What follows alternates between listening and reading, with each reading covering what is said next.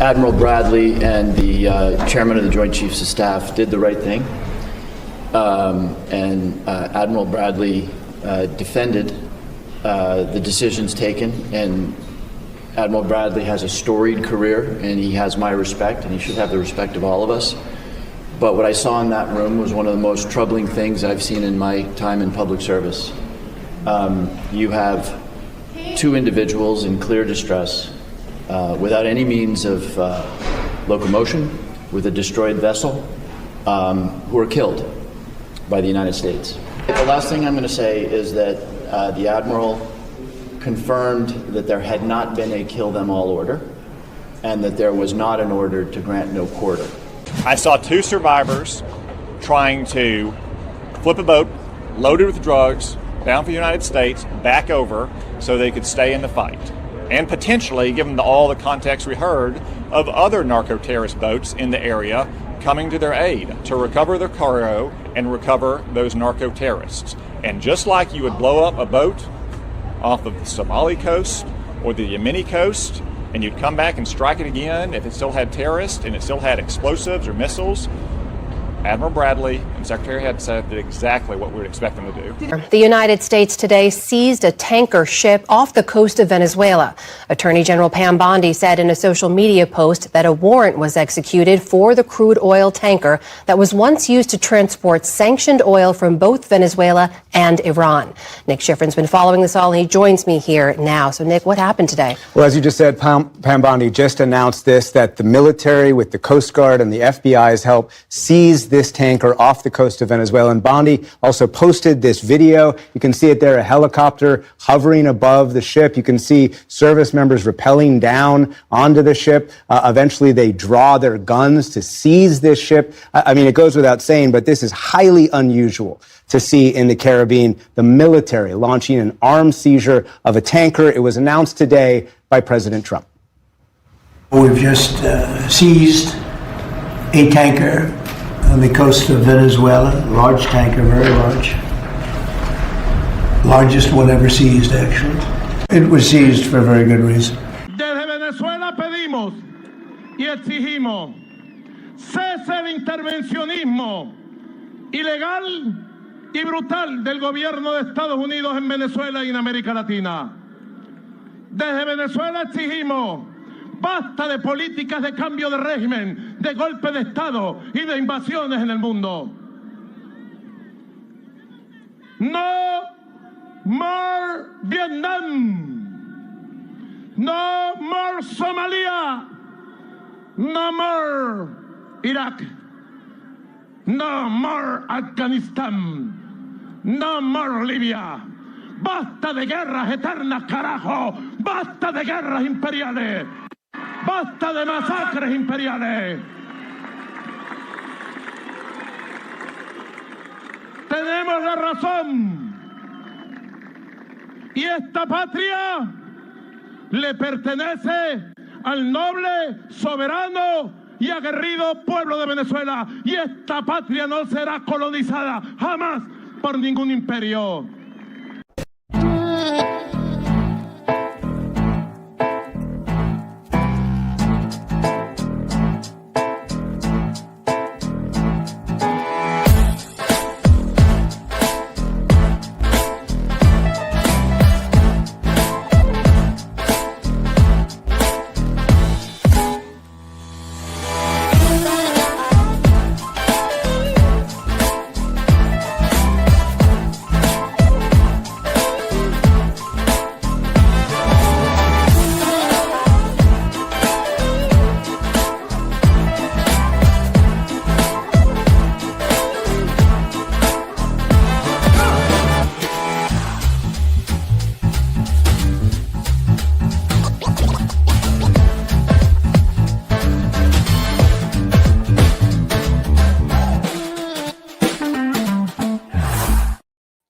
Howdy, good evening. It is a juicy session of The Whiners on December 11th. We are very honored to have as our guest this evening, former analyst at the CIA and our favorite connoisseur of fine Hawaiian shirts, Larry C. Johnson.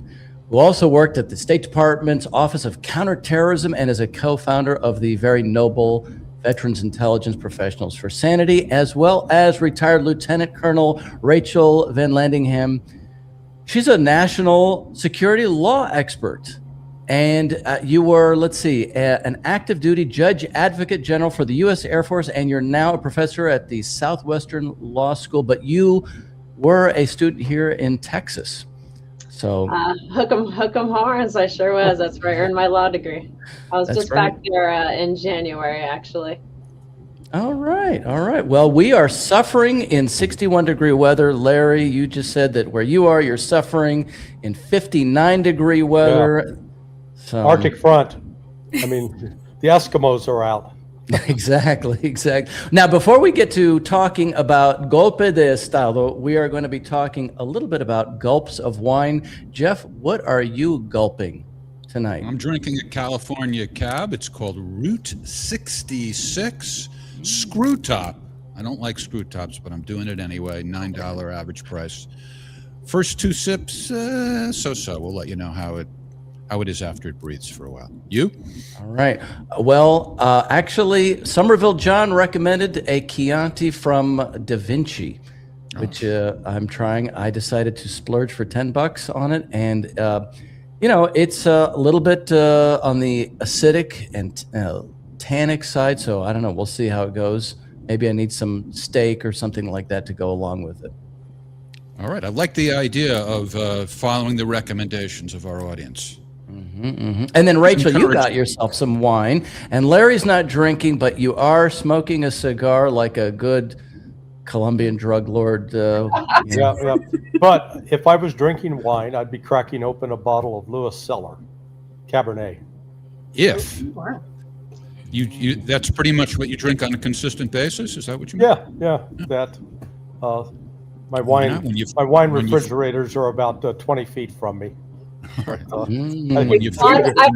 embarrassed to admit I'm living up to the cliche of like a cougar, and I won't say how old I am, but drinking. It's not Sauvignon Blanc though. It's Sancerre, but it's still early here in LA, and I've got teenagers that I have to be an Uber driver for later, so I'm going a little light right now. So I thought you were going to say like a white Zinfandel, so I think that's okay. Sancerre's okay. It's respectable. That's all right. I do love Amarones. I love the red wine, the Amarones that are really dark, but not tonight. All right. Well, thanks for playing along. But let's get to the issue at hand. Morgan is probably not drinking anything. I don't mean to. I'm having tea. Sorry. All right. Fair enough. Don't not to worry.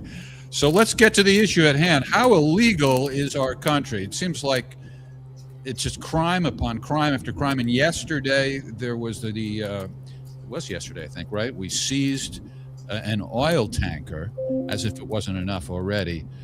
I think Larry and Rachel's expertise overlaps, but let's start with Rachel. You're the one who focuses on the law. Is any of this legal, or at least arguably so?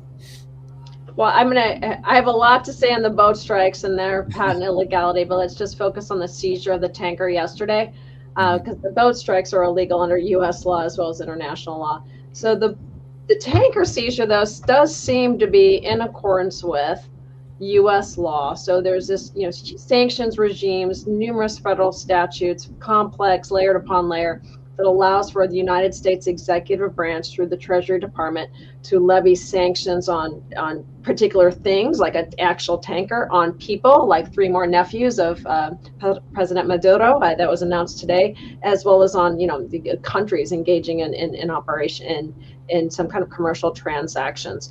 And so underneath those federal statutes exercising that delegated authority to the executive branch, it seems like, as Attorney General Bondi mentioned in the news clip, that she's, if that was the news clip, but she did articulate, we haven't seen the warrant, but that in New York, that a federal court, I believe it was in New York, but a federal district court issued a warrant for the actual seizure.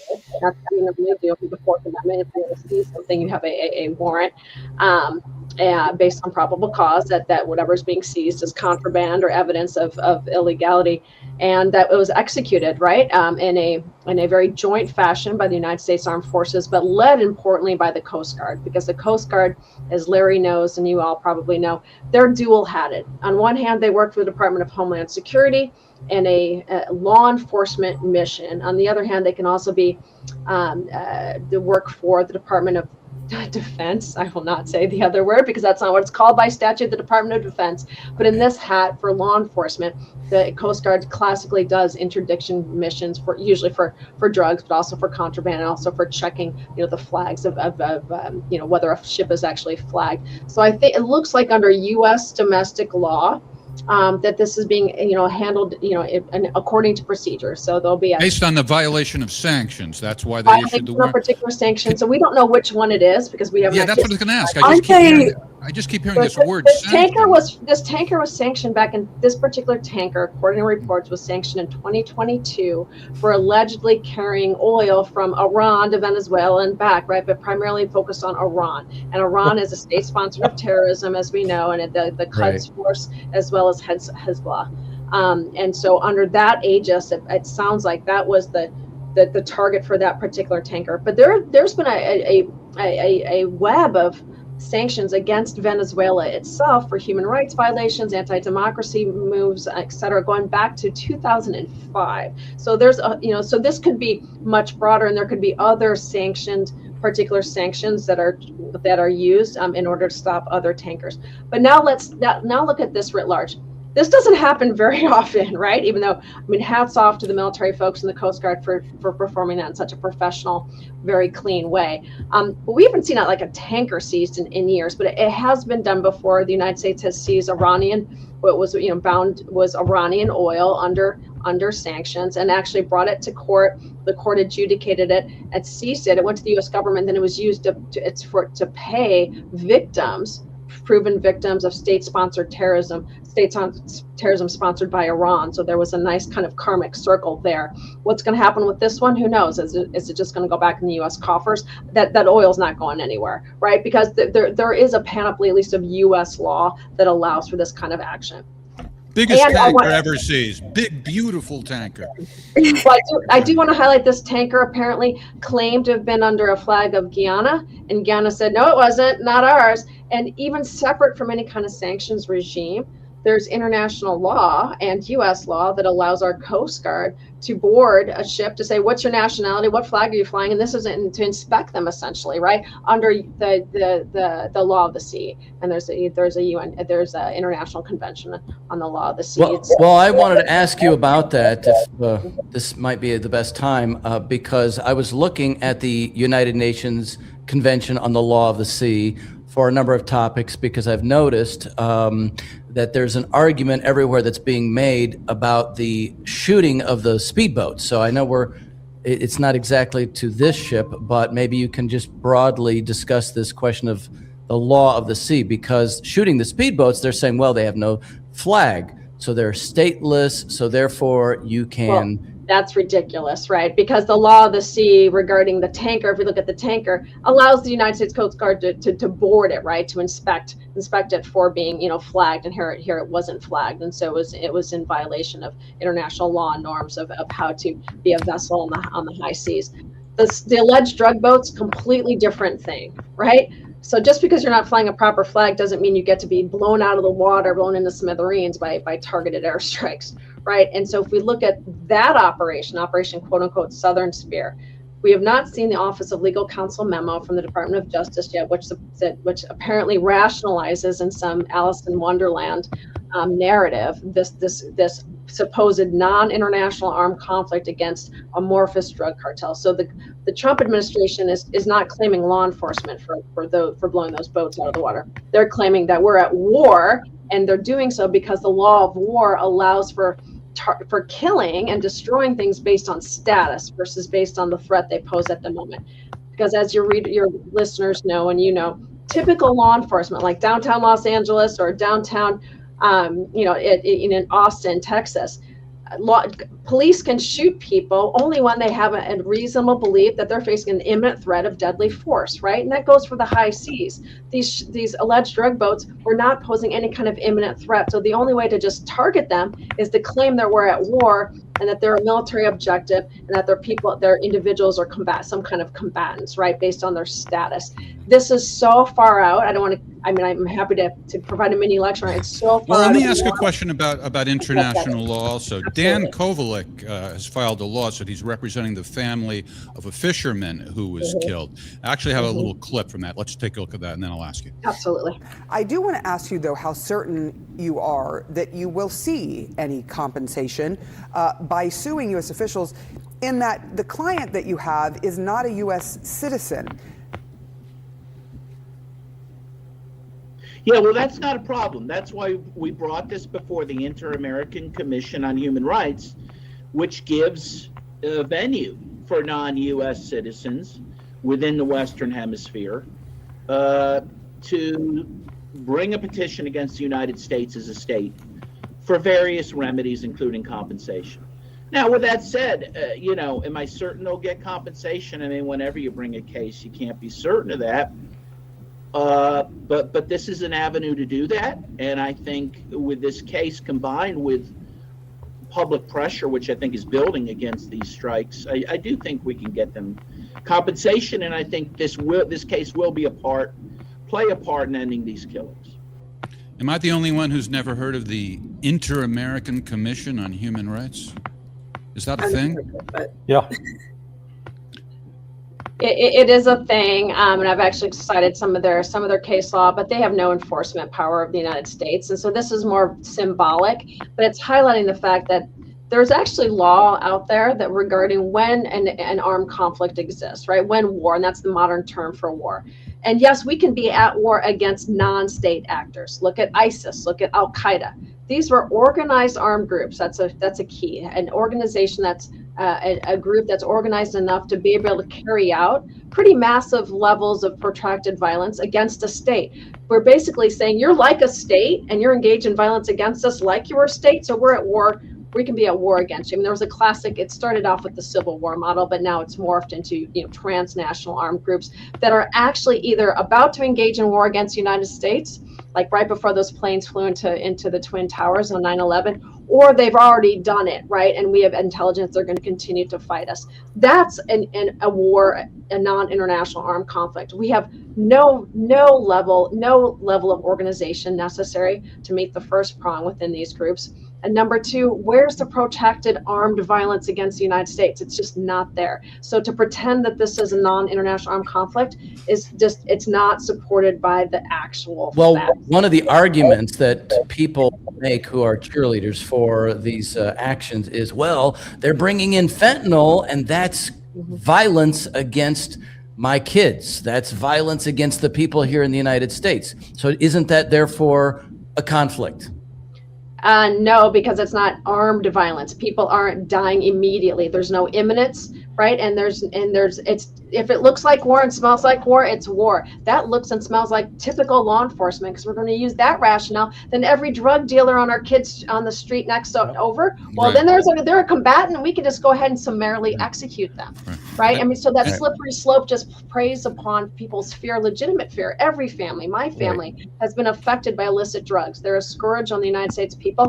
This is not pragmatically effective, right? And this is not really about drugs. If you really wanted to go after drugs, you do what the Coast Guard has done successfully for years, and you plus it up, which is interdict these small boats, detain these folks, arrest them, interview them, so you can build up the intelligence network to dismantle and get to you think the top drug cartel leaders are on these little boats? Are you kidding me? No, these are the poorest of the folks that are desperate and are trying to make a buck by bringing these drugs over to wherever they're going, which they've not. And number two, by the way, fentanyl is awful. These boats have been primarily cocaine, not that we've seen any evidence, but the reports it's been cocaine. The number one route for bringing fentanyl and other illicit substances to the United States is overland from south of me, right, from the southern border from Mexico. So, I mean, again, this is not pragmatically effective, and it's not legal.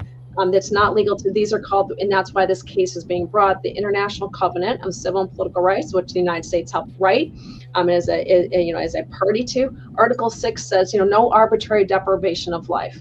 This is considered arbitrary deprivation of life because you're summarily killing them, judge, jury, and executioner. And the American people, I've been bothered by the fact that they haven't been more upset about these. But I can see why, they're just a bunch of drug runners. They're out in the ocean. We hate drugs and we feel so frustrated. I really like podcasts like this can help shed light on this isn't how Americans do business, because if this rationale holds, then the government can just start killing every drug dealer on the street. And Right? speaking of what you're saying here, this is the Wall Street Journal, which is praising the actions typically, but the sanctions, we don't typically think of sanctions as an act of war against a country, but here, according to the Wall Street Journal, are long lines for fuel and whatnot in Venezuela. So it is affecting their population. Also, recently, I think there was a vote in Ecuador to not put a military base in Ecuador that would be an American military base. So it is already upsetting the whole continent. Larry, you specialized in counterterrorism when you worked at the State Department. They're calling these drug dealers, who may or may not even be drug dealers, they may just be fishermen, but I guess some of them are drug dealers. They're calling them terrorists. Yeah. What is your take on that? Narco-terrorists, right. As Ray McGovern calls it, it's male bovine excrement. Okay. I'm really upset with Rachel. She said everything I wanted to say. Okay. Stole my thunder. This terrorist label, it's conveniently used. Here's what I don't understand. Remember what you said at the outset. We intercepted a tanker carrying oil going to Venezuela. That's like saying, we intercepted a dump truck with snow from Maine that was going to Alaska. Yeah, right. That doesn't make sense. I mean, it's, what's going on? The tanker would be going the other way? No. From Venezuela somewhere else? Both Venezuela and Iran are major oil producers. Got it. So, I mean, that obvious fact stares me in the face, and I want to go, what the hell's going on? Now, the terrorist label, I believe that this is a CIA operation that started in 2018. The reason I peg it to 2018 is I started doing research on, because we started hearing about Tren de Aragua. I'm going, Tren de Aragua. Look, I've covered terrorism, knew the groups and everything since 1986, 87. Never heard of them. Where'd they come from? And then all of a sudden in 2018, they appear out of nowhere, and it's based upon newspaper articles, one in Peru and I believe one in Argentina. Well, having worked previously in the covert action section out at the CIA, it was a brief stint. It was 8 weeks, but I learned there how the CIA can create narratives and insert them into the media, various media, print, electronic, even more so these days, and start to create a narrative. And that's where it started in 2018. I don't have evidence of this, but I strongly believe that Donald Trump signed a finding in 2018 authorizing the CIA to undertake preparations to get rid of Maduro. And that's where we sort of got the Juan Guaidó affair. El presidente de Venezuela que nunca llegó. So, this is an op, and we're using the drugs as an excuse. If you go take a look at the State Department INCSR, the International Narcotics Report, I forget what the State Narcotics Report. It lays out every year by year what countries are doing, and Venezuela's been a transshipment point for cocaine and marijuana, and about 40 to 50% of it goes to the United States, and 40 to 50% goes to Europe. Cocaine's not what's killing Americans. It is fentanyl. That's coming out of Mexico. Mm-hmm. And I've got a personal investment with this. My 39-year-old nephew, named Ryan, died in the bathroom here 2 years ago of a fentanyl overdose. And it's a long story of how he got to that point, but he was basically self-medicating to deal with pain from he negligently handled a firearm and shot himself the year previous, and was trying to deal with the pain. It killed him. So I'm not, I am not immune to this concept, well, we got to stop the fentanyl. But the reality is, see, in my company, Berg Associates, we brought a civil racketeering case against the tobacco companies, Philip Morris, R.J. Reynolds, British American Tobacco, Japan Tobacco, for money laundering, because we had evidence that those companies were actively dealing with the drug cartels. In particular, Philip Morris would fly into Venezuela, the Barquisimeto. They would rent an armored vehicle. They would go to the border with Colombia, pay off the border guards, drive into a city called Maicao. The state senator for that city is a guy named Juan Lopez Sierra. Lopez Sierra is a graduate of the Southern Illinois University. He's a Saluki. He was also reputed to have killed 24 people. To look at him, he was like a bowling ball with feet, okay? Chubby little fella. And Philip Morris flew a camera crew to Colombia back, this is like 25 years ago, to film the Marlboro Man commercial, only using him as the Marlboro Man. Poor horse that had to put up with that. But what the Philip Morris executives would do, they would pick up bags of third-party checks. These are checks that were drawn on U.S. banks. And I can explain how the drug cartels came to the United States, set those bank accounts up using just average citizens. But those third-party checks, U.S. postal money orders, which are not supposed to be outside the United States, and cash.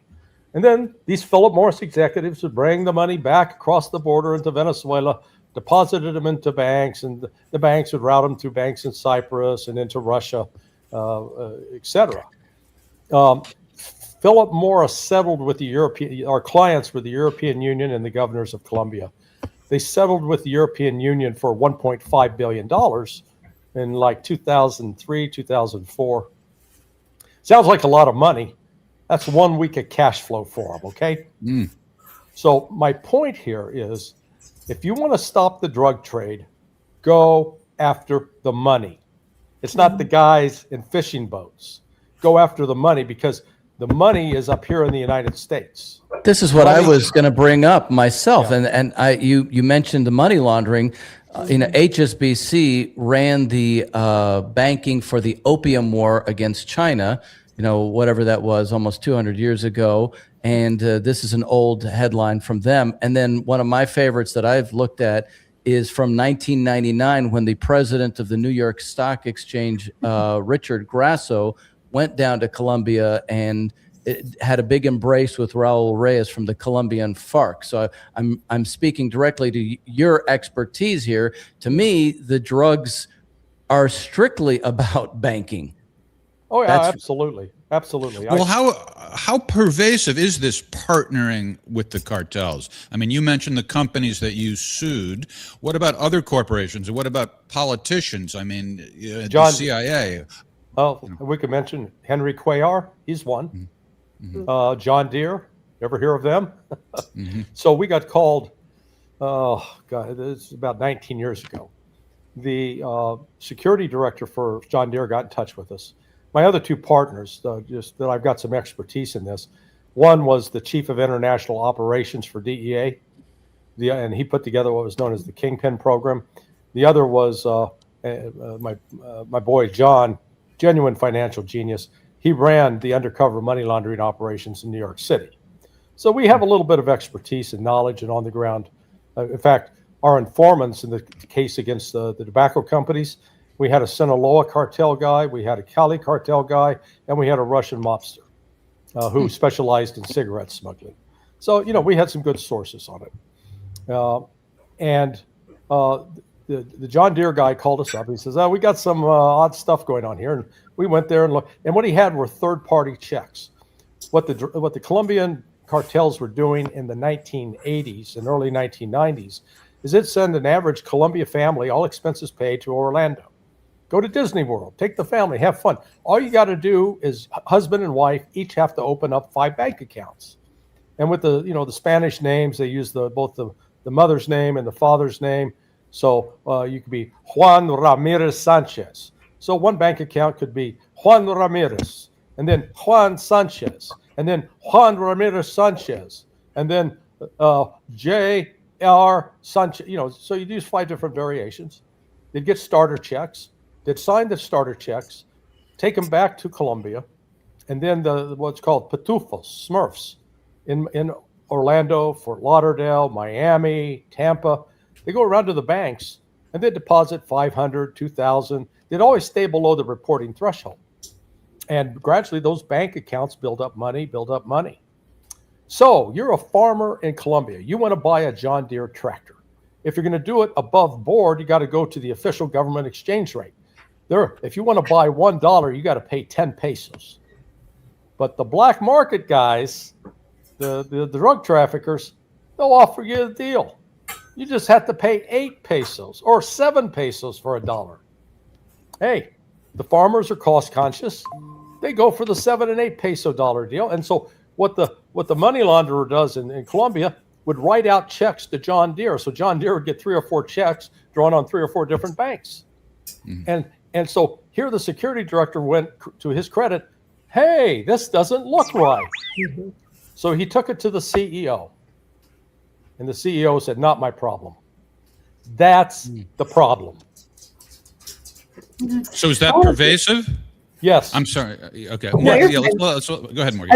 I think we all kind of agree that this really isn't about drugs, but I wanted to get your take on something that I think really is the driver of this, is that with Venezuela, China just got into contract with Venezuela to get their oil. Mm-hmm. And so you have China and Venezuela is also a member of BRICS. So to me, that is kind of the big driver, is that the U.S. doesn't want this position of China on the Western Hemisphere. We even have Pete Hegseth going to the Quantico visit saying, oh, we're going to have to deter our enemies on this hemisphere and with China. So we're pivoting away from the Middle East with our conflict with Ukraine. You see that in the national security strategy, how we're pivoting away from that. So in my mind, that is the ultimate kind of driver of this conflict with Venezuela. Yeah. What is your guys' take on that? I mean, we just had Trump, who pardoned one of the major drug traffickers from Honduras. Yeah. And so it seems very hypocritical if that is really his focus, especially since, like you guys have stated, the majority of the fentanyl that is killing American citizens comes through the southern border. So, what is your take on kind of BRICS being this major driver to, as opposed to the... Yeah, I'm sure it's one factor. Because also remember, Russia and Iran also have active relations mm-hmm. with Venezuela. Mm-hmm. We are trying deliberately to portray Venezuela as this ultimate evil. And look, there've been shenanigans there, but guess what? In the 1980s, the president of Venezuela was a paid U.S. CIA asset. Okay, and that CIA asset created a disaster in the economy, which led to Hugo Chavez's first attempted coup, I believe, in 1992. And then Chavez ultimately got elected and was popularly supported, at least in his first 4 years. And then the United States started targeting him. So, I'm tired of my country being the world's biggest goddamn bully. I'm tired of it. Yeah, the seizing of the oil tanker reminded me of the Operation Prosperity Guardian, or what is it? Prosperity Guardian. When we told Yemen, they can't do that. Yeah, how did that work out? The Houthis. Did you know that the Houthis capitulated? And I've said I've always wanted to see the Monty Python skit with the Monty Python guys playing the Houthis going, capitulate? Did you capitulate? Me capitulate? I didn't capitulate. How do you spell capitulate? Yeah. We retreated. We retreated because we could not beat the Houthis. To Morgan's point, I don't think it's a coincidence, right, that Putin commented today, seemingly in support of Venezuela, demanding the United States explain their legal rationale for the seizure of the of the tanker. I mean, there's quite a few sanctioned Russian tankers around the world, so maybe he's a little nervous, but he seems to have something over Trump. So I thought that was, it was not coincidental, and it wasn't. I don't think it was coincidental that yesterday was the day that the opposition leader, Ms. Machado, had traveled finally outside of Venezuela. And what sounds like a very perilous flight, which took a lot of courage for her to be, underground as an opposition leader at this entire time. And she traveled to Oslo to accept the Nobel Peace Prize. And that was the day that we seized the tanker. Really? Maybe it was a karmic alignment of the stars, but I don't think so. It was again another message being sent to, as part of an overall narrative, to Maduro that your days are numbered. But the answer is, but what next, right? We're not good at regime change. Look at Libya. Let's look at Iraq. I mean, we can name quite a few, and Larry can name them going back to Maduro mentioned them in that opening video. Right, and I hate to sound like Maduro is horrible. He's an authoritarian, repressive thug. Right. But there are a lot of those out there in the world, and we're giving him credence by what we're doing. We're giving him talking points. Well, right? I think the issue is he's not our repressive thug, because, you go throughout South America, and I was thinking about Pinochet. He was largely owned by the Chicago boys economists. I just saw that in last year, Chiquita Banana was finally fined, what was it, like, I forget what it was, $1 billion maybe, I don't remember exactly, for a bunch of murders that they had been financing of South American gangs. So the issue is, we own them, and our corporations are down there. So as opposed to sovereign nation states who might not be good. I mean, look at, you mentioned Larry. Exactly. That's Saudi Arabia. There's quite a few. Right. Larry, you had mentioned Manuel Noriega the other night. I think he got in trouble when he finally said, "I'm not going to be your puppet anymore." Mm-hmm. Yeah, well, he was a signed up CIA asset. We worked closely with Saddam Hussein. I admire Rachel's idealism, but unfortunately, the United States is the biggest horror on the planet, in my view. Just look at what we did in Syria. We got rid of Bashar al-Assad, helped play a role with the Brits. Bashar al-Assad, who actually would protect the rights of Alawites, Christians, Shia Muslims against Sunni jihadists, the same ones that attacked us on 9/11, as we tell the story. And yet we were supporting Jalani, Mohammed al-Jalani, later renamed and rechristened al-Shara, I guess his real name, dressed him up in a Brooks Brothers suit, embraced him, gave him money, even though he was actually a legitimate chop the heads off of unbelievers guy. Yeah, but I'm going to cut you off there, because Assad's horrible, and he ordered the execution of thousands of political. Yeah, but Assad's horrible. I'm just pointing out. I'm not making a case for Assad, but I'm just simply, we pick and choose which one we're going to be outraged. Yes, there was that's why Amnesty International report that came out, and it's a very lengthy report. I would love to share it with you. Right, it goes into during.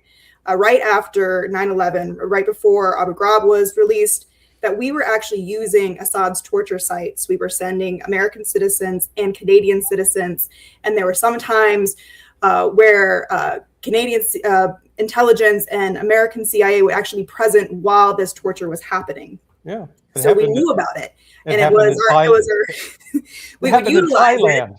Mm-hmm. Or in Thailand and Ukraine, until it wasn't convenient. So it really goes back to, why do we have a UN charter? Why do we agree that we're not going to go to war against other countries and meddle or interfere in their political independence or violate their territorial sovereignty? And we're meddling in folks intervening in their political independence all the time, right? And so it's like might makes right, and we're very unprincipled, and it makes, even though the China and Russia, we claim, oh, they're hypocrites, they don't follow the rule of law, follow our rule of law.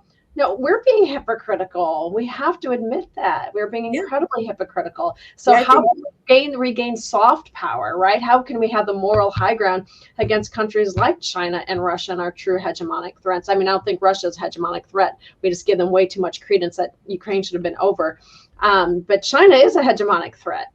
And we risk, right, long-term legitimacy. Every day it's going down the tubes, right, when we're not acting in a principled way. And United States, for all of its faults, and mind you, I mean, I was against the torture program when I was on active duty. I saw all that. I waved my hand and said, wait a second, why are we? I was a deployed staff judge advocate in Qatar in the summer of 2002, and we lived in tents, and it was hotter than God knows what. We had air conditioning in the tents that didn't always work, right? But we were in tents. And what were we doing? We were not only supporting Operation Enduring Freedom over in Afghanistan, I was signing contracts, doing legal reviews to build a CAOC, a Combined Air Operations Center. Why was I doing that in June of 2022? Because we all knew we were invading Iraq the next year.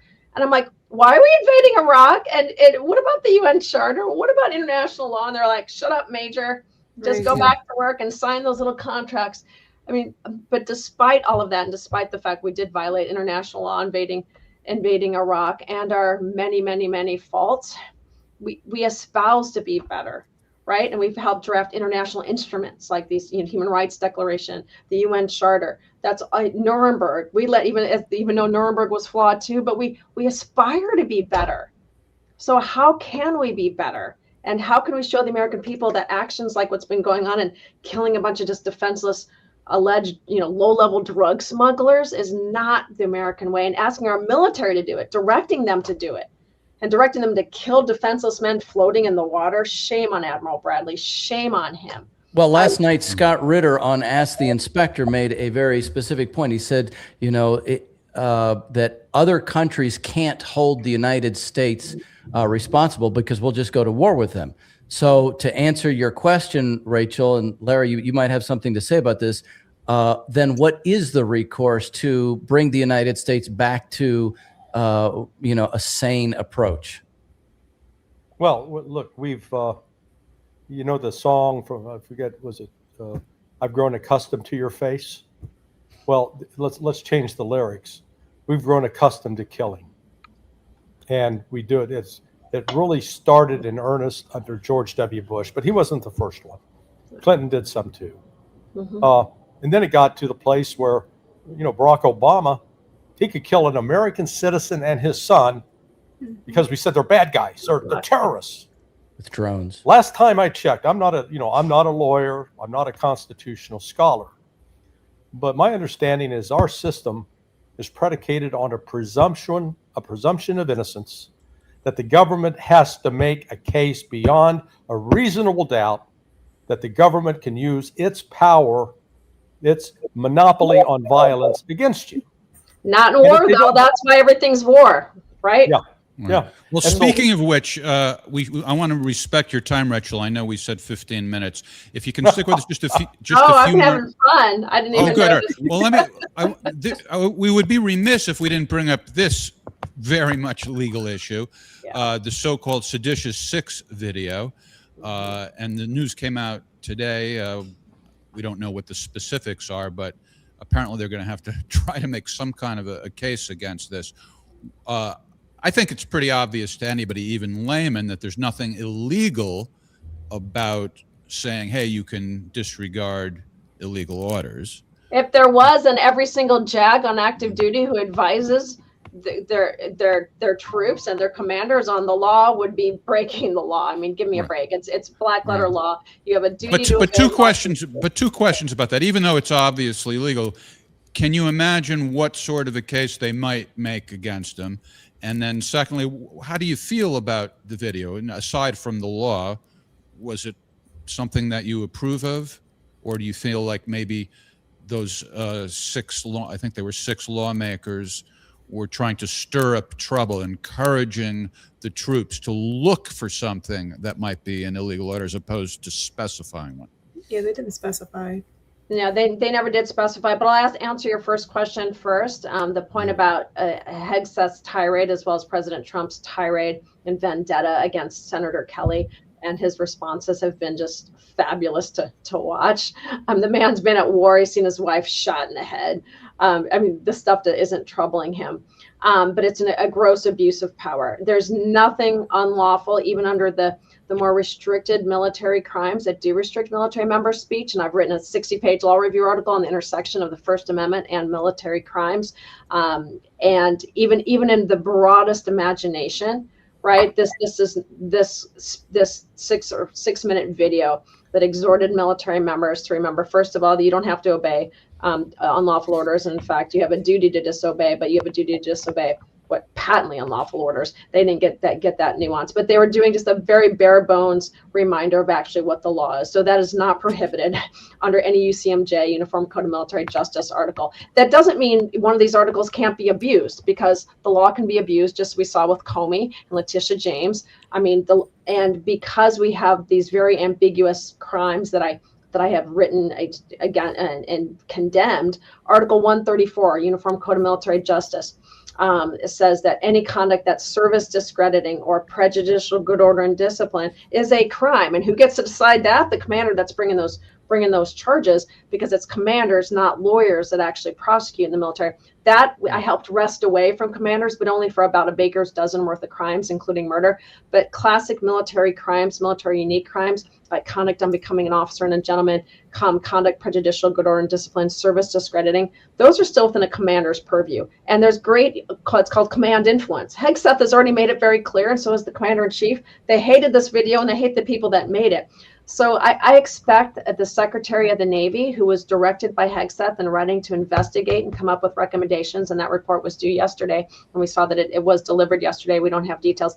He's a political appointee, right? If he wants to keep his job, he's going to recommend something. What I think he's going to recommend is a nothing burger, but it saves a little face for Secretary Hegseth, and that's a Secretary of the Navy letter of censure, which has been issued in the past in the Fat Leonard scandal. If we all remember that, going back in which, how many millions of dollars were our corrupt Navy military elite, their elite officers were dining out with prostitutes and sleeping with the prostitutes paid for by a contractor in Malaysia. It was horrible, but is that there was a far-reaching investigation and criminal prosecution into that, and there were several letters of censure issued by the Secretary of the Navy against retired Navy admirals and other officers. They didn't do anything, right? There was no teeth to it, but it was a public kind of reprimand. Again, Senator Kelly's going to laugh at that, but I think that's the one thing they can do. What they can't do is try to court-martial him, even though, and this is an aberration that's left over actually from the Civil War. Retirees like me, if you're retired from active duty, I am still subject to the UCMJ. So if I said F President Trump right now, I'm in violation of Article 88 UCMJ. And I've said it plenty of times, so bring it, right? Bring it. I'd love to take that case to the Supreme Court. But so far, the cases that have challenged this retiree jurisdiction, I do have kids and I have a mortgage, so I really don't want to bring it, but I would be happy to, because I've got friends that'll defend me.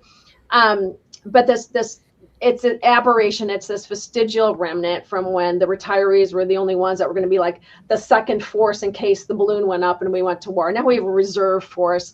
We have the National Guard. We've always had the National Guard, but it's ridiculous. But there is Uniform Code of Military Justice jurisdiction over Senator Kelly as an active duty retiree. But he's a sitting member of the Senate. We also have the Constitution that says there's something called the Incompatibility Clause, which means you can't work for Article 1, the president, and work for Article 1, the Congress, and work for Article 2, the president, at the same time. So you can't bring them back to active duty, it would seem, just for this. But minor wrinkle, folks have been court-martialed as retirees without ever being brought to active duty. So, but again, there's no probable cause of any crime, which means I think this is about posturing and just trying to save face now, and there'd be some kind of administrative adverse action. Hegseth did, abuse his position and debase himself by claiming, we're going to do something about your rank, and making fun of how he had his rank, which actually, according to friends of mine in the Navy, his rank was actually accurate in the picture on X. It's sometimes, though, even though none of this would fly eventually in federal court, the punishment is the process. But for Senator Kelly, he doesn't care. Bring it. Right? No, he's getting political mileage. He is, and so that's why I think this would be I mean, look, we're getting bipartisan pushback. I mean, at the Hask cave, Rogers cave, but Senator Wicker still saying, and he's Republican head of the Senate Armed Services Committee, that he wants an investigation of that second strike.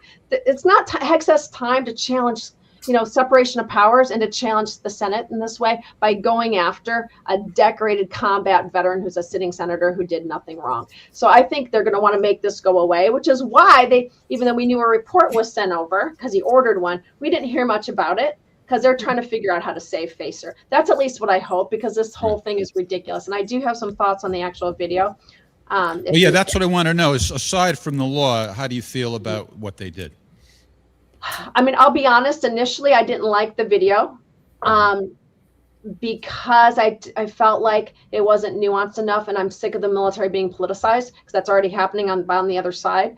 And I felt like it wasn't nuanced enough because the average sailor, soldier, airman, coastie, space guardian, it's very difficult, right? When you're in a hierarchical organization that runs on obedience orders and you're being told by some Office of Legal Counsel memo, hey, all these killings, extrajudicial killings are fine, right? Right. I think, does that means that their order then to hit the button on the drone to kill those folks in those boats might not be so patently manifestly unlawful that they actually have a duty to disobey. They can disobey, but I don't think they have a duty to disobey because of the maelstrom of the supposed legality. Yeah. See, I don't like the video at all. I think, but I think it was they should have done a video for the top folks, or called in admirals, generals, those folks. Admiral Bradley knows that those strikes are unlawful. Admiral Halsey knows, which is why he's retiring only a year into his Southern Command combatant command ship. Right? Because those are political positions. As opposed to but your average service member is not a legal expert. Right. So and that's why I felt like they're already in a really tough spot. Yeah. Why double down on them and create more of the I think cognitive dissonance that I'm already hearing from folks. I've got friends and family that are still on active duty. This stuff is really hard, and that wasn't nuanced enough, and to me it was a political stunt. And I wrote about that right away, and I criticized it. Then I wrote the following week saying, what the hell is Hegseth and Trump foaming at the mouth about? Maybe we've hit on something, because they are giving unlawful orders.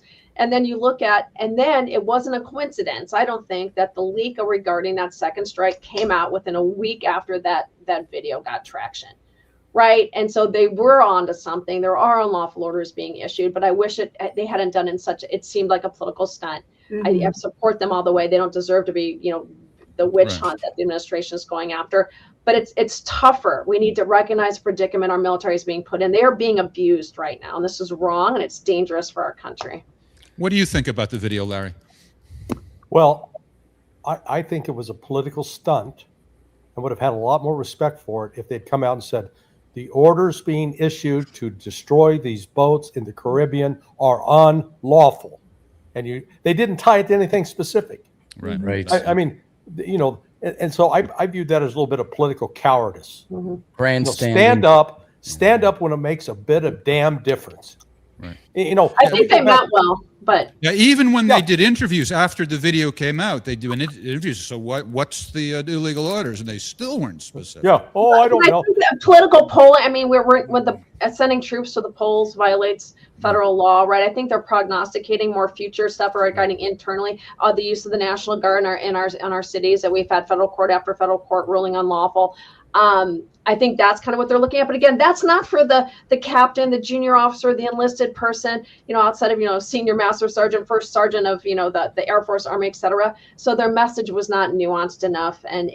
But it did bring out, I think, the opportunity to see the second strike. And finally, I hope the American people get to see it, because when they see people being killed in their name, right, it personalizes, it humanizes. These aren't just faceless drug runners that we can all be pissed about because of fentanyl. No, these are defenseless men clinging to that boat for their lives, and we freaking killed them. What are we doing? Well, I don't know. I wouldn't disagree with what you're saying, Rachel, but I'm a little bit baffled by the certainty with which you said it, and other people. I mean, we all, I think, have the same sort of sentiment here, that we think these attacks are illegal, immoral, we don't like it. But very soon after this news broke, people that I think we all respect started saying with certainty that they were clinging to a boat and so forth. We haven't seen the video. So far as I can tell, we can only rely on what some of the politicians who saw it have said. So on a scale of 1 to 10, how sure are we about what happened without having seen the video? The fact that we haven't seen it, to me, speaks volumes. Yeah, and I believe it was Senator Tom Cotton who made in the opening video. Yeah. But no, there was another excerpt that he says that there was up to 4 strikes on that particular boat. Oh, wow. Yeah. Well, he was saying it sounded like bullshit, but he said in the opening video that the 2 survivors were trying to turn the boat over and then resume their. That sounds very far. But again, that doesn't. But again, for me, it makes it pretty certain. They've confirmed that there were no radios. They've confirmed they had no weapons. They confirmed that if anything, there was that an engine was disabled. That if anything, they're trying to flip the boat over to save their lives. That is shipwrecked. That is but and also historically, haven't we been seizing these kind of boats all along for decades, right? So this is not something new. It's new as far as the TV audience who watches this stuff almost like a video game. But and it's almost universally known the no quarter element that is patently against the law to say, just kill them all like that. Right, and that's another question. That's another question. Because Bradley's flip-flopped, right? There was reporting to the Washington Post from the folks on the inside that leaked that was said, and then Admiral Bradley said, no, that wasn't really said. It was said. It was, the reporting was it was a verbal order. So we might not ever know because Bradley's now covering, right, and he's got General Kane on his side. They're closing ranks here. We might not ever know what actually occurred. But for me, wasn't there a paper trail? Well, you would hope that there's transcripts of some of the messages that was going back and forth amongst the operators, and you have people that were there. He did say in his class, it was reported that he did talk to his military lawyer, that he asked for their opinion. He didn't say what it was though, and I was surprised because I'm like, well, if they had said it was fine, I'm sure he would have thrown that person under the bus. So it'd be really interesting to see what the people in the room actually witnessed, right? Which is why I hope Senator Wicker is serious about a real investigation and not just some behind closed doors classified briefing. So one thing I think that is worth, because to me this is mind-boggling how crazy this is. And Morgan, you brought up the national security document that just came out of the White House. Larry, you wrote about that on your website, the new national security strategy. And in the context of everything that we are discussing here, what I get a sense of is that this is an administration that is sort of struggling to extricate itself from bad policy, but still is doing some of the same things that we've been doing, like you said, going back to Bush, Clinton, Obama, this kind of thing. So it's almost like you wonder who's driving the boat in part. But just focusing on your article, Larry, what would you say? Is this kind of a struggle to redefine American policy more positively? I know that sounds strange, but more positively. And these are some of the points. Well, here's some bullet points from Larry's great analysis. Maybe use this as a guide. Yep. Yeah, this is this is what's written on paper. Well, we had a similar document with a different theme from Joe Biden in December 2022, January 2023. We had a similar document, security strategy by Trump, issued in his first term in 2017, December, I believe. And does anybody recall anything about those documents?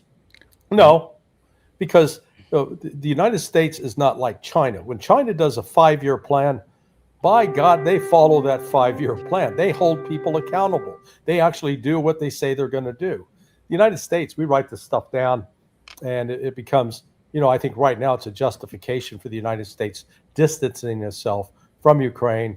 The reality is this: Europe has nothing to offer the United States. There's not a single thing we need from the United States. Yeah, we might like their champagne and some of the French wines and some cheeses out of France maybe, and some good German or Belgian beer, but we don't need it. Russia actually has things we need economically.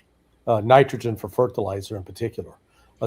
We process uranium for running some of our nuclear power facilities. So I do see that pivot taking place, but there is no strategy. We're operating under what's called, is still under the AUMF, Rachel should be familiar with that acronym, Authorization for Use of Military Force. I know the guy who wrote it, okay? I worked with him back, Mark Dunham. And the administration, Bush used it. Hey, we could torture somebody because we got a letter here from the Department of Justice saying torture's okay. It's like that scene out of the movie Patriot Games. I got a get out of jail free ticket to you. And Obama did it. Trump did it. Biden did it. And Trump's doing it again. So it's not enough. I don't want to just single in on Trump and say, oh, Trump's the bad guy here. Good God, we've had a series of presidents. They're all doing it. And it's because Congress has completely abdicated its role. They're a bunch of spineless bastards. They're allowing this to go on, politically posturing. And meanwhile, we have made it the norm that we can kill civilians. Now, we've always had a gray area there going back to World War II. As long as you're at 20,000 feet dropping a bomb, you didn't intend to kill the civilians, even though we killed lots of them. But we wrote a lot of law after World War II, Yeah. Larry, in reaction to that bullshit, right? Yeah. And so, and that's what we're turning our back on. But I have to admit, Jeff and Ryan and Morgan and Larry, I've got teenagers. I'm turning into an Uber driver now. That's all right. Thank you. All right, Thank you, Rachel. Rachel. My husband's out of town, but it's been a pleasure and honor discussing this with you. Thank you Yeah, very Thank much you. for We love joining you. us, Rachel. Let's do it again soon, Rachel. Take care. I would love to. Cheers. Bye-bye. Okay, don't worry about driving after drinking your wine. It's perfect. I've had 3 sips. Totally legal. Totally legal. Don't worry. But to your point, Larry, I wanted to, I have always raised the alarm about this. What the U.S.'s role in what Israel did in Gaza is so alarming. And I think it's setting this horrific precedent. And, that's what it transcends, past your shock and awe campaign. What we did in Iraq is what, you look at the images of Gaza now. And at the time, that kind of shocked the world at what they witnessed in Iraq. And now you're witnessing that you can go past that with what Israel did in Gaza. And it's kind of numbing people to, is that what's kind of going to be our reality? If we actually do this invasion, in Venezuela, will we be making, Caracas look like a Gaza? Is that kind of where we're at? And we're bad guys in the situation where we'll do that to, Do you think it'll actually come to that in terms of Venezuela, Larry? No, invasion? I think we still got some same people at the Pentagon, because Venezuela is, I've jokingly said that Venezuela is Spanish for Vietnam, except with this difference. Venezuela is 3 times the size of Vietnam, landmass. It's got as much jungle as Vietnam ever had. It's got bigger mountains, I believe, than Vietnam had. Much more rugged terrain, much more difficult to navigate.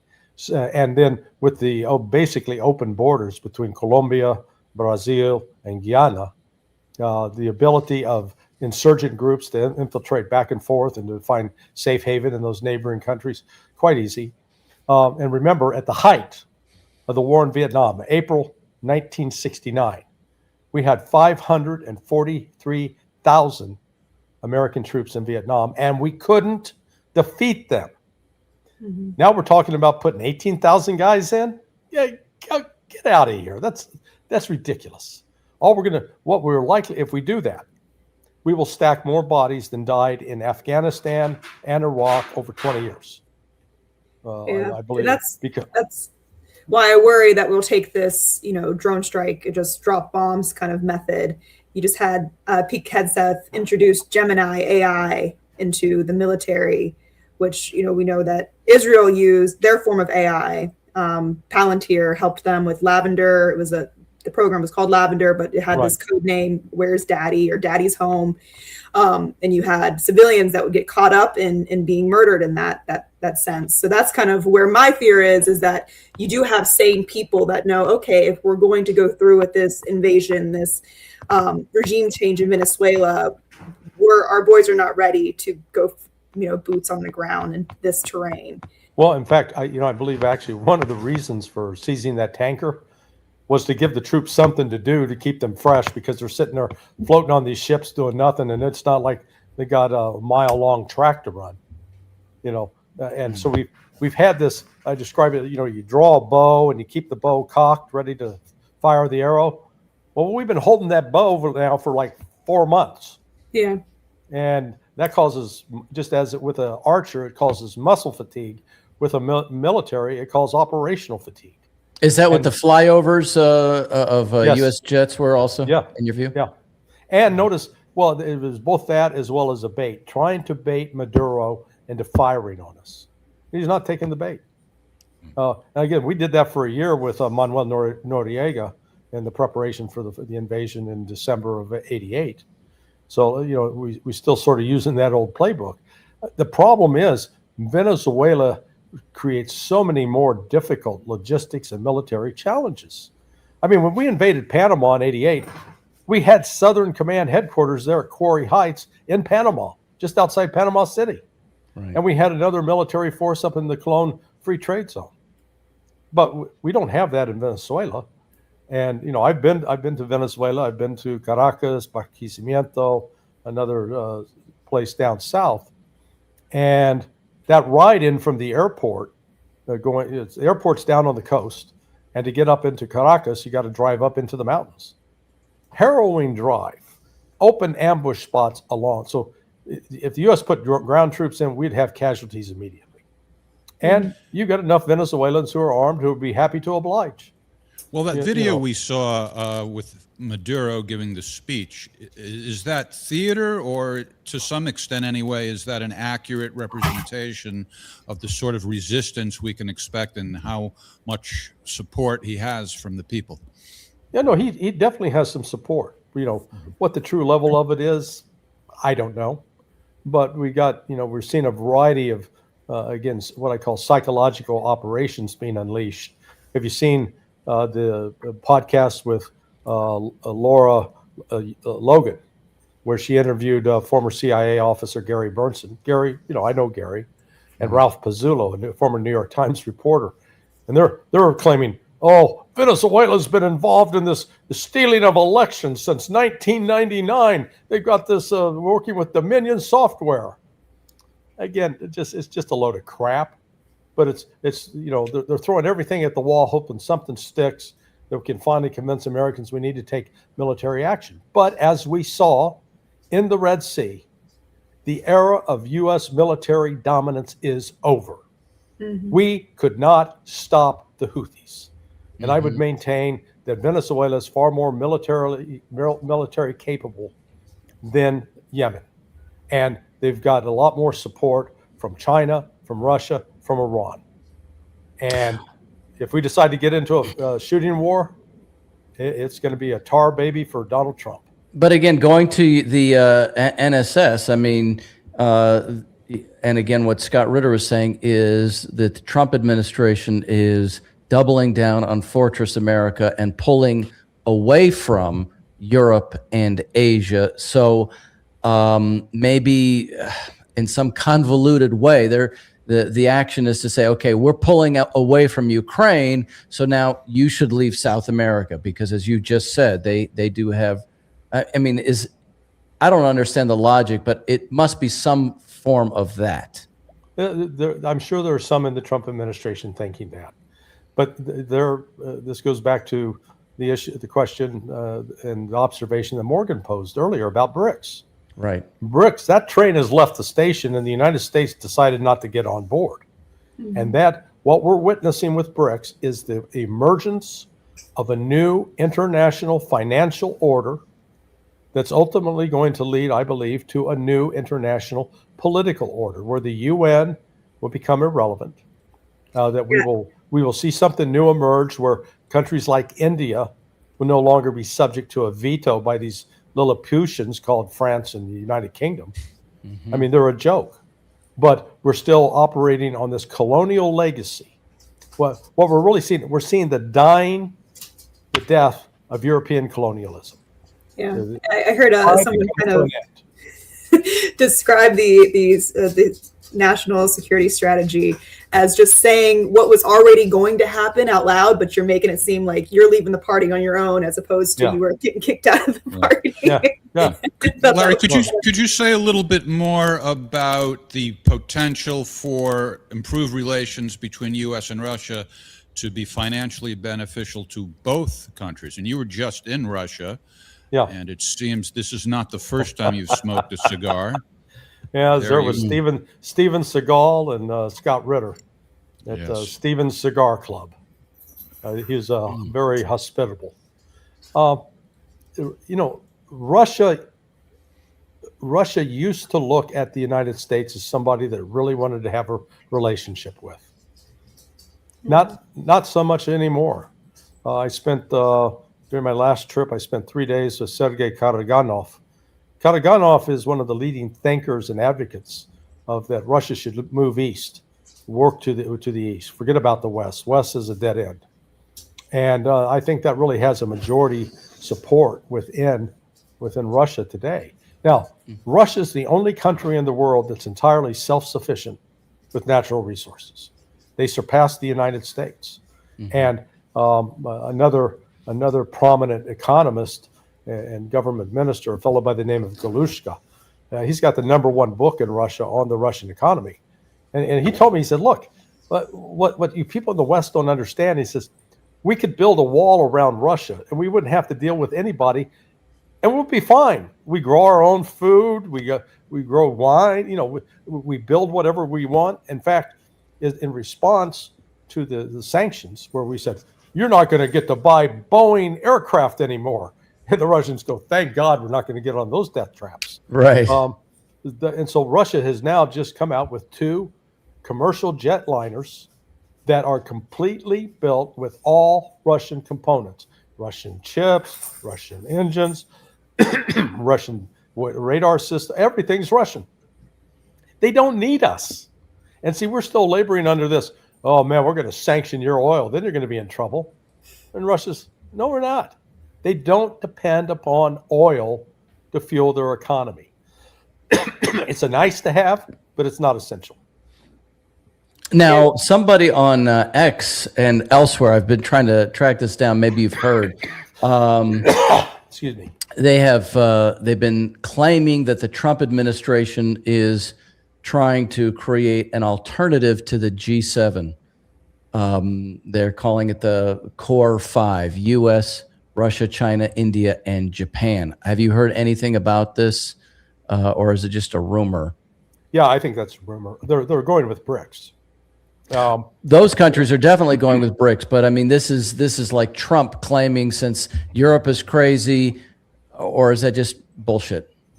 I think it's bullshit. Mm-hmm. In fact, did you see Putin's reaction to that 28-point peace plan? And one of the options is, hey, if you behave yourself, we're going to let you rejoin the G7 and we'll make it the G8. And Putin basically said, you got to be kidding me. I have zero interest in the G7. He said, right now, the BRICS nations are larger in terms of population, larger in terms of economies, GDP, larger on every sense. They're the future. The G7's the past. It's fading into history. Yeah, I think it's so alarming. If you go on the street corner and you ask everyday person, what is BRICS? The majority of them don't even know. So you have our leaders not even educating on what's getting ready to come. And right. I think one of the biggest things that actually put the wind behind BRICS' sails was us sanctioning Russia. And then Russia kind of standing on its own feet and saying, I'm still okay. Because it's been this thing. We sanctioned 2/3 of the countries on this globe. And in Venezuela's case, you had over 40,000 people who were starved to death from our sanctions during the first Trump administration. Right. And ironically, you had 7 to 8 million people flee the country and come here. So you didn't really help this whole anti-immigration thing. And I assume if we actually start with the more military tactics in Venezuela. He's flirting with Colombia as well. That's only going to cause more refugees, more immigration up here. So it's completely antithetical to everything that he wants to stand for. And he was supposed to be this peace president. It seems like we should have thought more about joining BRICS than any of that other crap that is going on. Yeah, no, I mean, that seems like an easy thing, doesn't it? Look at what they're doing. So now China's purchasing the majority of its soybeans that it used to purchase from the United States, but they're not going onto the international market to buy dollars. They're buying it with Brazilian real, and the Brazilians are paying in Chinese yuan. So they're doing trade in their respective currencies, and this is one of the other reasons these different countries have been buying up gold, because they're basically backing their currency with gold. So throughout BRICS, we're seeing a decreased demand for the dollar in international financial transactions. The ironically named system, SWIFT, which is used for transferring money between banks, is anything but. It should probably be changed to molasses in the winter. Very slow running. Whereas the Chinese have come out with something called CIPS, cross-border interbank payment system. And it's digital. You do it, it happens in seconds, literally seconds. So all of a sudden, the China and Russia with taking, got Iran, you've got South Africa, you've got Brazil, you've got Indonesia, you've got Malaysia, and Vietnam. They're starting to follow because it just economically makes more sense. Plus, they're not in the position of being threatened with sanctions, where the United States, instead of using tariffs as an economic tool, are using it as a political bludgeon to try to beat these other countries to death. And they're standing up, like that scene in what was it, Broadcast News, or where the guy stands up at the end and goes, "I'm mad as hell and I'm not going to take it anymore." That's what they're all doing. They're mad as hell. They're not going to take it anymore. And the United States, instead of following Dale Carnegie to win friends and influence enemies, we're just making enemies right and left. Larry, do you have a few more minutes just to give us your take on the Gaza situation before we say goodnight? Sure. So, according to reliable reports, Israel is still bombing Gaza, at least to some extent. Yeah. Is the ceasefire a complete hoax, or are there just certain elements that don't want peace and are trying to make things go awry? Oh, there's nobody in Israel. Well, nobody in Israel in a leadership position that wants peace. And even if Bibi Netanyahu goes away, the majority of Israelis still advocate a policy of exterminating the Palestinians. They don't use the word exterminate, but they want them gone. They're not going to deal with a two-state solution at all. And so they're just buying some time. But what we've confirmed that the Israeli Defense Forces are a bunch of murderous thugs, number one. But consider the fact that they've been fighting in an area that's roughly 350 square kilometers now for more than 26 months. And they failed to defeat Hamas, even though Hamas is in a confined area. Hamas is not armed with cutting-edge weaponry. Mm-hmm. It's just basically rifles, sidearms, some RPGs, a few long-range sniper rifles, and some mortars. They don't have ISR provided by the United States or by Great Britain. They don't have any source of great intelligence. But they, just to put it in context, in 1 month, Russia conquered territory in Ukraine of 750 square kilometers. That's in 1 month. So in other words, in 1 month, Israel took more territory than Israel has been able to not defeat in 26 months. They're good. They're good at killing unarmed civilians. Mm. You don't have to be talented to do that. You just have to be heartless. So unfortunately, I do blame countries like Turkey and China, Russia, India to a lesser extent, they've got the wherewithal that they could put the hammer down on Israel economically and compel them to stop this. But they haven't done so.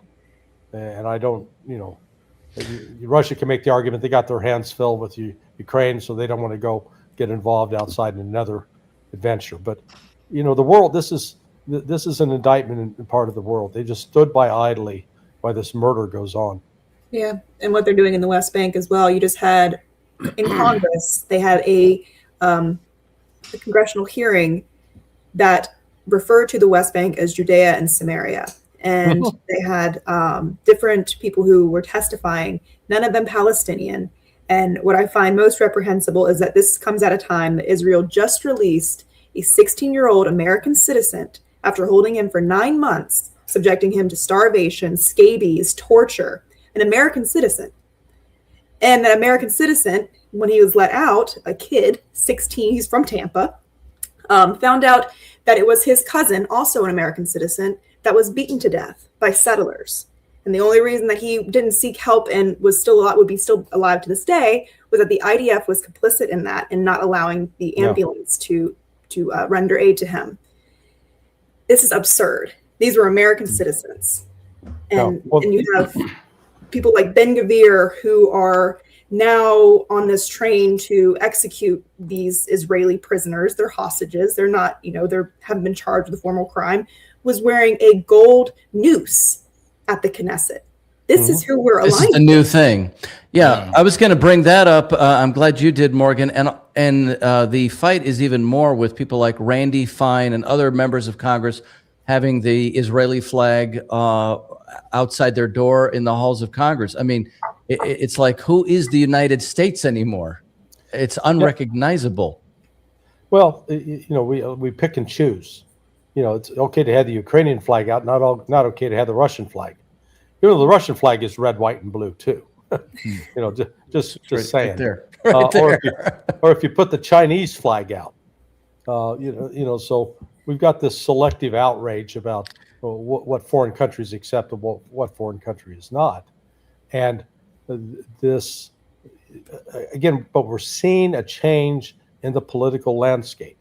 Israel is panicked by what's taking place with the under 40 crowd. They have no longer got the majority of Americans, and they're working ruthlessly to try to rally, by influence with the TikTok generation. And that's one of the reasons they try to get control of TikTok and other social media platforms, so that the truth about what Israel is doing can't be shown, that they get fed the lies, the propaganda.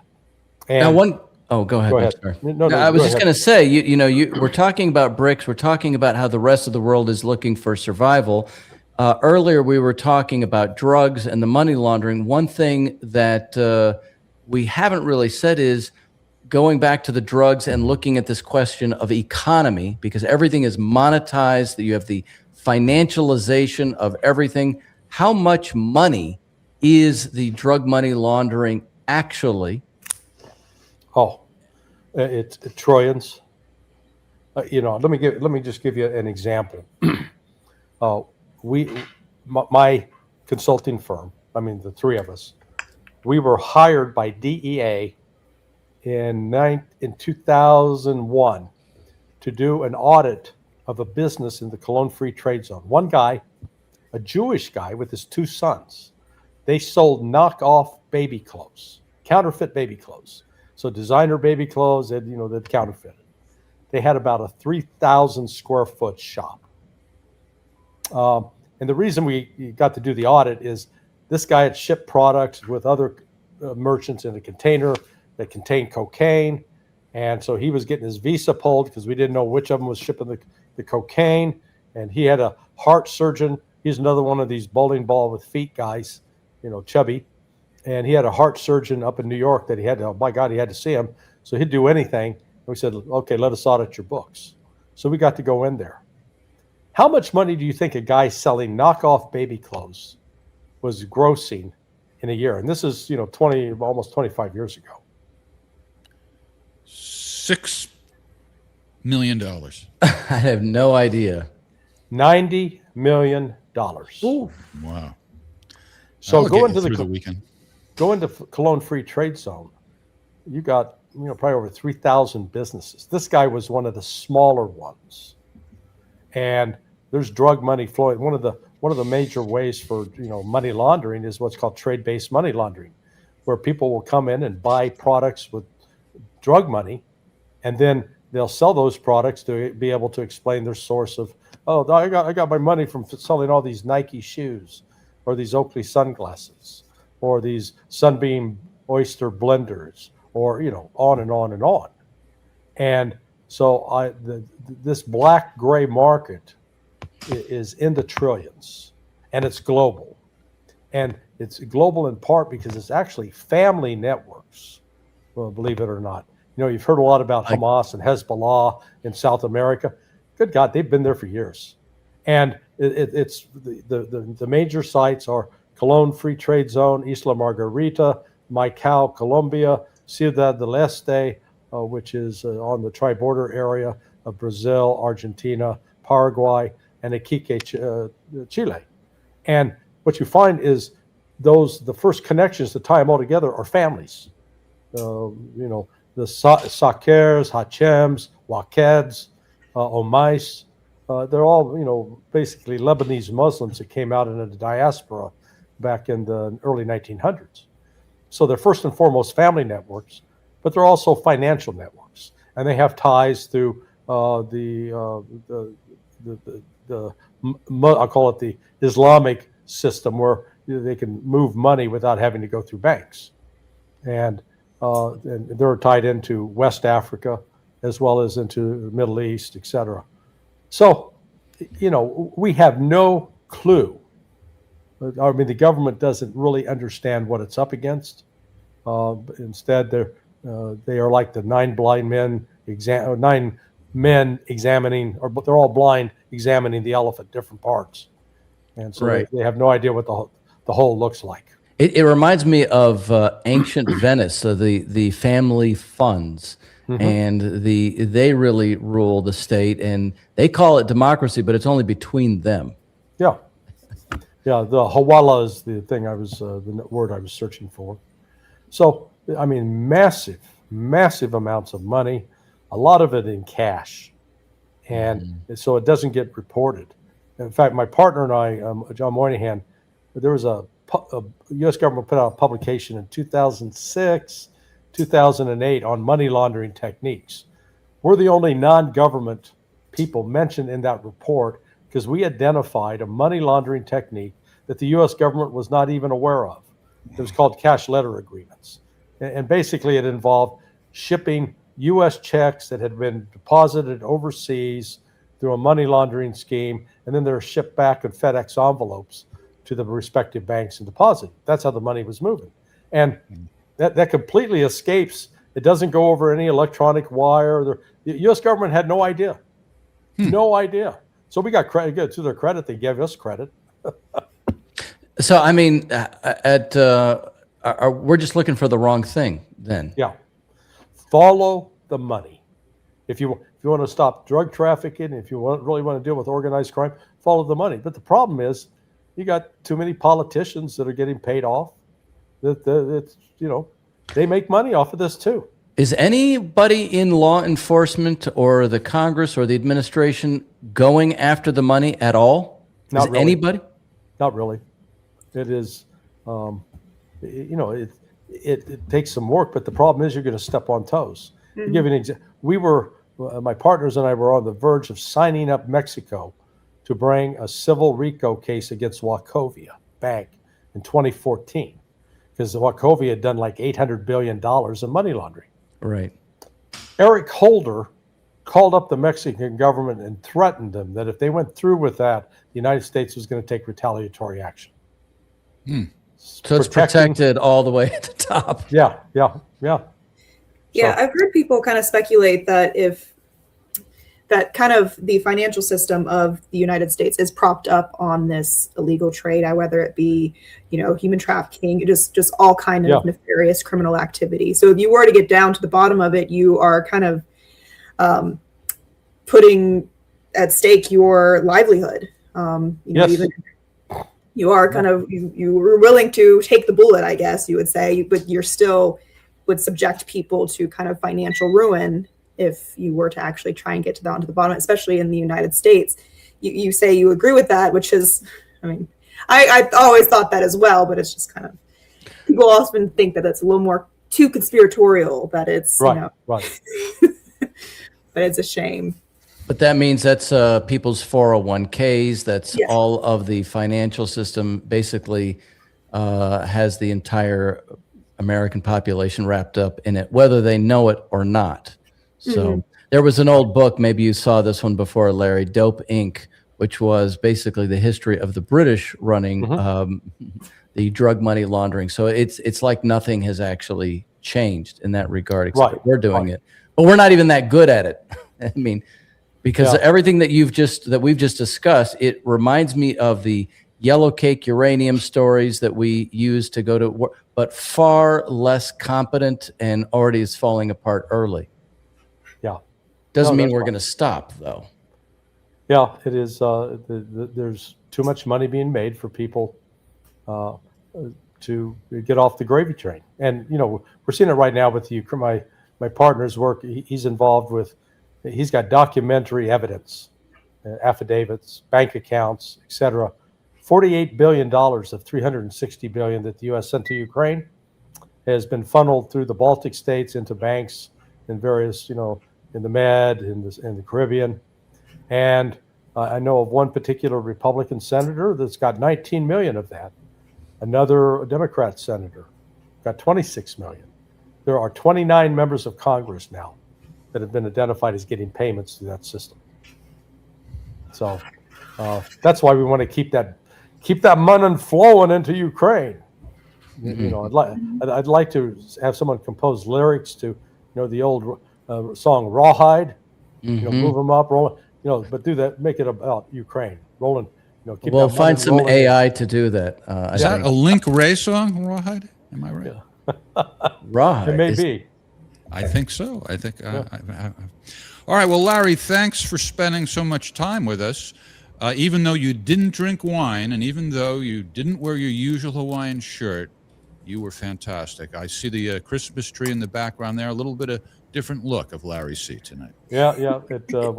We're ready for the holiday season. I appreciate the invite, folks. Thank you very much, Larry. And my last burning question, where would I get a Hawaiian shirt like yours if I wanted to? I've got some old Tommy Bahamas. I think the new Tommy Bahamas, a lot of them suck. Okay. There are some good, colorful shops out in Hawaii, though. Field trip. That's what we need then. Yep, absolutely. Road trip. Okay, thanks so much. Right. Happy holidays. Take care, everybody. Okay. Same to you. Bye-bye. Good night.